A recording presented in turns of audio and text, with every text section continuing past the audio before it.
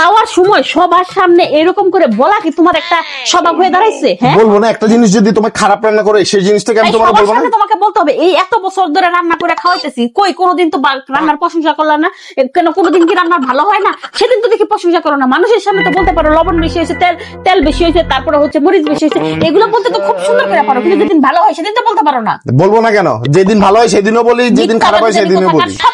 দেখো তুমি কিন্তু আমাকে মিথ্যাবাদী বলবে না, আমি মিথ্যা কথা বলি নাই, যেটা সত্যি আমি সেটাই বলছি। হ্যাঁ, সারাদিন কাজ করার পরে তোমাদের জন্য রান্না করি, তারপরেও যদি একটু লবণ বেশি হয় একটু মরিচ বেশি হয় তোমাদের কত তুমি কিন্তু আমার সাথে খারাপ ব্যবহার করছো। খারাপ আমি খারাপ ব্যবহার করবো তোমার সাথে? তোমার সাথে ভালো ব্যবহার আমি কি করবো? তোমার সাথে তুমি তোমার এত বড় সাহস, তুমি আমার গায়ে হাত তুললা? হ্যাঁ, এর জন্যই তোমাকে আমি ভালোবেসে বিয়ে করছিলাম, বাপ মা ছেড়ে তোমার কাছে চলে আসলাম। তোমার সাথে আমি এক মুহূর্তে থাকবো না, এই বাসায় আমি এক মুহূর্তে তোমার সাথে থাকবো না, আমি এক্ষণ বাসায় চলে যাবো।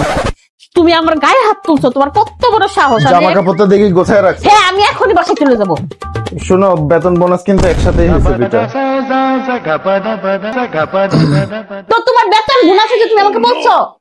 বলার সময় পাইছি নাকি? আমার কিন্তু দুইটা শাড়ি কিনা দেওয়া লাগবে এবার। আর কিছু লাগবে কিনা বলো? হ্যাঁ, আমার একটা জামাও কিনবো আমি, আর কিছু কসমেটিক্স, আমার ব্যাগ ট্যাগ সবকিছু ম্যাচিং করে কিনে দেওয়া লাগবে, এটা রেখে দাও।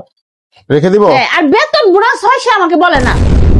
আচ্ছা ঠিক আছে, এখন থেকে আগেই বলবা বেতন বোনাস দেবে। চলো শপিং করতে যাই, চলো আসো আসো আসো আসো। বলে না, আসো শপিং করতে যাই।